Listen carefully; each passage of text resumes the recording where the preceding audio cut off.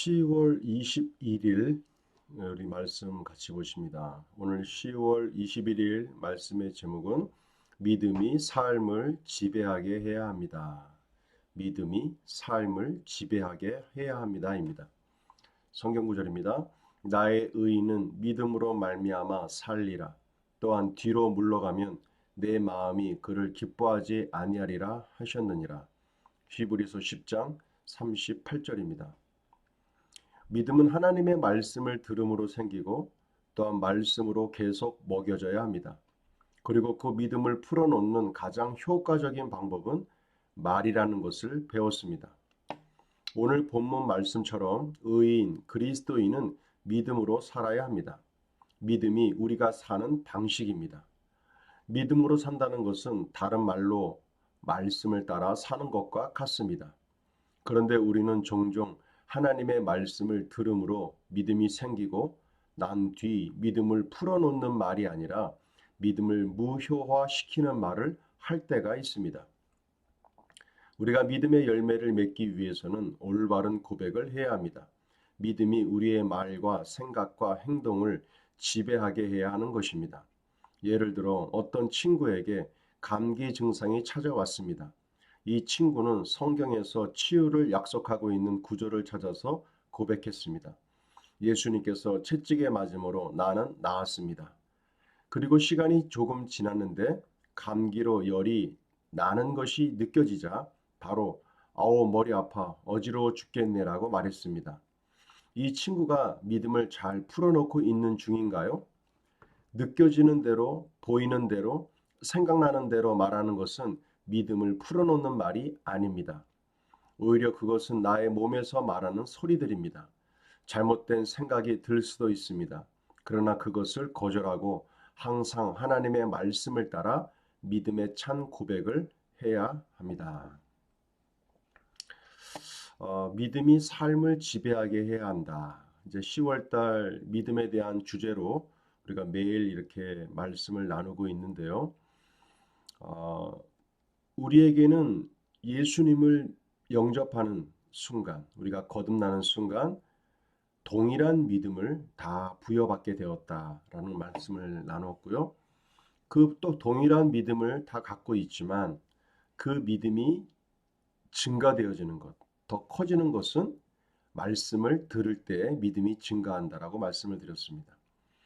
그 증가된 믿음을 어떻게 내 삶 속에 더 강하게 할 수 있을까? 믿음을 더 강하게 하는 것은 행동하는 믿음으로 나아갈 때 믿음이 더 강해진다고 말씀을 드렸습니다.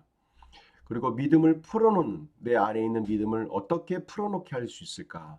그것은 믿음의 고백을 통해서 말을 통해서 풀어놓는다. 이렇게 말씀을 드렸습니다.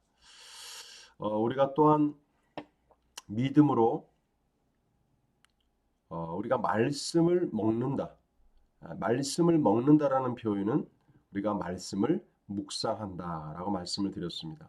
말씀 묵상에는 첫 번째는 말씀을 이해하고 이해하는 것입니다. 그 본문에 대한 그 구절에 대한 성경 말씀이 어떤 내용인지를 먼저 이해하겠죠. 그 이해된 말씀을 내 입술로 중얼중얼 말하는 겁니다. 고백하는 겁니다. 중얼중얼 말하는 겁니다. 그러고 난 이후 내 마음속에 믿음으로 갖고 있는 그 말씀을 큰 소리로 선포하라. 이렇게 말씀을 먹는 방법을 우리가 지난 시간에 함께 나누었습니다. 근데 우리가 이제 믿음으로 어떻게 살아가는가? 그리스도인들은 당연히 믿음으로 살아가는 삶의 방식을 갖고 있는데 우리가 어떻게 믿음으로 살아가는가?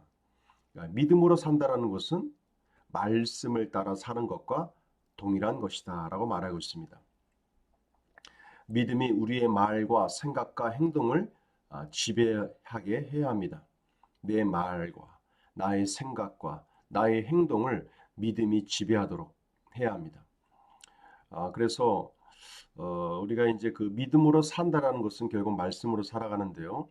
내가 알고 있는 지식의 말씀들, 지식으로 갖고 있는 말씀들이 어떻게 내 삶 속에서 효과적으로 발휘하고 나타나게 할 수 있을까? 이것이 이제 굉장히 중요한 부분입니다. 말씀을 따라가는 삶. 그러기 위해서 나의 말과 나의 입술의 말과 나의 생각과 나의 행동을 하나님의 말씀에 자꾸 일치시키라. 이렇게 말씀을 드리고 있습니다. 여기 이제 감기 증상이 있는 한 친구가 나오죠. 감기 증상이 있어서 치유에 관계된 성경 말씀을 찾고 그것을 고백했습니다. 예수님께서 채찍에 맞음으로 너희는 나음을 얻었다라고 고백했습니다. 근데 시간이 지나다가 감기에 대한 열 증상이 똑같이 나타나니까 머리 아파 죽겠네. 다시 이렇게 말했다라는 거죠.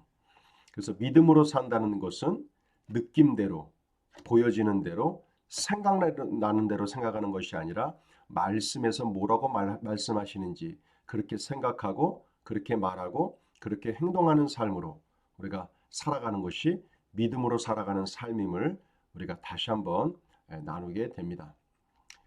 자, 민주풀이 보겠습니다. 믿음으로 산다는 것은 말씀을 따라 사는 것이다. 선포기도입니다. 나는 내 믿음을 무효화시키는 말은 하지 않습니다. 나는 언제나 말씀을 따라 믿음의 찬 고백을 합니다. 말씀 선포 3회입니다. 나의 의인은 믿음으로 말미암아 살리라. 또한 뒤로 물러가면 내 마음이 그를 기뻐하지 아니하리라 하셨느니라. 나의 의인은 믿음으로 말미암아 살리라. 또한 뒤로 물러가면 내 마음이 그를 기뻐하지 아니하리라 하셨느니라.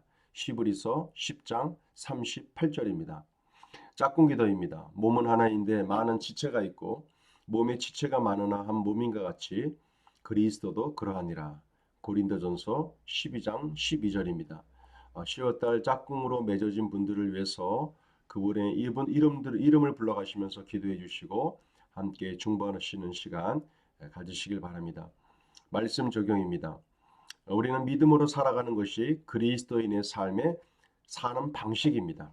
그렇다면 내가 어떻게 믿음을 풀어내고 믿음으로 삶을 살아갈까? 말씀을 따라가는 삶을 살아가는 것이고 내가 말씀을 따라가기 위해서 나의 말과 나의 생각과 나의 행동을 하나님의 말씀과 일치시키는 삶으로 나아간다. 이렇게 오늘 함께 나누었습니다. 오늘도 내가 돌파해야 할 영역이 어떤 영역인지 치유가 되었던 재정의 문제가 되었던 사람과의 관계 속에 있던 또는 환경의 문제가 있던 하나님의 말씀에서 뭐라고 말씀하시는지 그 말씀대로 생각하고 말하고 행동함으로 말씀과 일치시킴으로 믿음을 더욱더 삶 속에 풀어내셔서 성경에서 말씀하시는 말씀의 열매들이 삶 속에 더 충만하게 나타날 줄로 믿습니다. 우리에게 좋은 일이 생깁니다. 성령의 인도하심에 따라 믿음의 증가와 믿음의 강력한 역사가 삶 가운데 나타나실 것입니다. 수고하셨습니다.